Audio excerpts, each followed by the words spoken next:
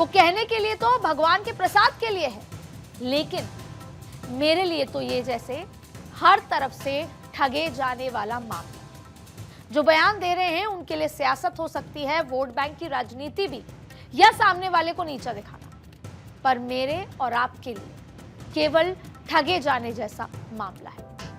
हर ओर से छले जाने का दर्द। आप पूछेंगे कि कैसे, तो मेरा जवाब बेहद सीधा है, क्योंकि मेरे लिए ये मिलावट भर नहीं है। मेरे लिए ये मेरी आस्था का मजाक है, ये मेरी सेहत से खिलवाड़ है, यानी मेरी जिंदगी से खिलवाड़ है। और इसीलिए मेरे पास सवाल सबके लिए, सरकारों के लिए भी, जिम्मेदार एजेंसियों से भी, और मंदिरों के बोर्ड के अधिकारियों से। और इन सवालों को आप यूं ही मत जाने दीजिए, क्योंकि ये सवाल आपके मन में भी होने चाहिए। इसे आप भी पूछिए और बार बार पूछिए, जब तक कि आपको ये बात ना समझ आ जाए कि अब जो मैं खाऊंगी वो मेरी सेहत के लिए एकदम सही है। क्योंकि आज शायद ही कोई ऐसी चीज है जिसकी शुद्धता की गारंटी पर हम भरोसा कर सकें। भारत की ड्रग रेगुलेटरी अथॉरिटी CDSCO की ये एक रिपोर्ट आई, और जिसमें क्वालिटी टेस्ट में कई कंपनियों की दवाइयां फेल हो गई। इन दवाओं में diabetes, high BP, acidity, allergy और बुखार की दवाइयां हैं।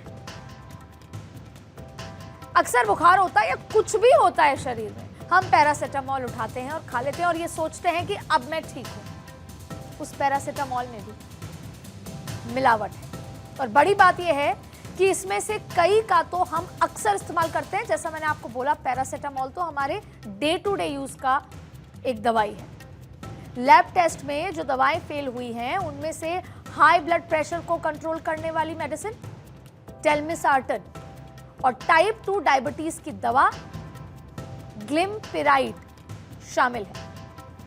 हाई बीपी और डायबिटीज की मरीजों के इस्तेमाल में आने वाली मेसर्स मेस्काट हेल्थ, ये सीरीज प्राइवेट लिमिटेड की ग्लिमपिराइड, शायद मैं इसको सही प्रोनाउंस कर रही हूं, और स्विस गार्नियर लाइफ साइंसेज की टेलमिसार्टन, ये तमाम वो दवाइयां हैं जिसमें मिलावट पाई गई।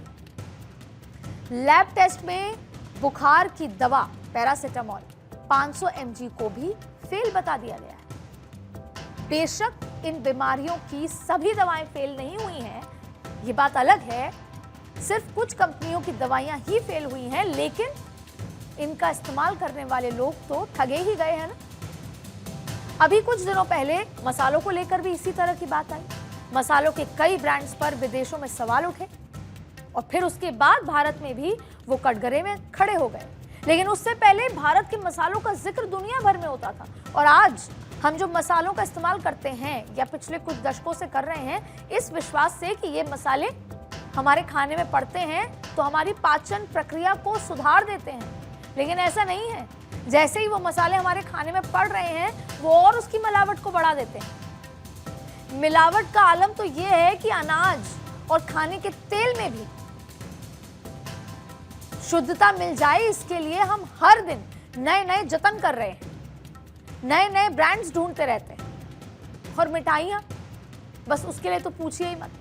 और फिर त्योहारों का सीजन है, हम जहाँ खड़े हैं, दशहरा आने वाला है, नवरात्र आने वाला है, दिवाली आने वाली है, तो आप ये बिल्कुल भरोसा मत कीजिएगा कि अगर आप किसी बड़े से बड़ी 5 स्टार दुकान से भी, हाई फाई दुकान से, नामी ग्रामी दुकान से मिठाइयाँ ले रहे हैं, मावा खरीद रहे हैं, घर पे बना भी रहे हैं मावा लाकर, तो वो मावे में शुद्धता होगी। क्योंकि पुराना हिसाब आपको पता है, त्योहारों में तो नकली मिठाइयाँ, नकली मावा, नकली मेवा, नकली घी, नकली तेल, ये सब पड़ता ही है। और वही मिठाइयाँ हम लक्ष्मी जी को, भगवान को पूजा में भोग लगाते हैं, तो त्योहार में तो बाढ़ आ जाती है। मतलब कि गुणवत्ता के लिहाज से दवाई भी कटघरे में, खाने का सामान भी कटघरे में, अनाज भी, सब्जियां भी, मसाले भी, यहाँ तक कि दूध, पनीर से लेकर सब कुछ जो हम रोज अपने बच्चों को खिलाना चाहते हैं, पिलाना चाहते हैं, और दूध से दही बनता है। यानी कि सब कुछ जो भी आप सुबह उठ के सोचते हैं और रात तक ये सोचते हैं खाएंगे तो हम सेहतमंद होंगे, सब कुछ कटघरे में है, सब कुछ मिलावटी और मिठाइयाँ तो पहले से थी। तो अब सवाल है कि हम करें तो क्या करें, क्योंकि हवा भी साफ नहीं है और हवा नहीं है तो जाहिर तौर पे पानी भी प्रदूषित है। प्रदूषण की वजह से हवा दूषित, खाने का सामान मिलावटी और यहाँ तक कि इलाज की दवाएं भी अप टू द मार्क नहीं है।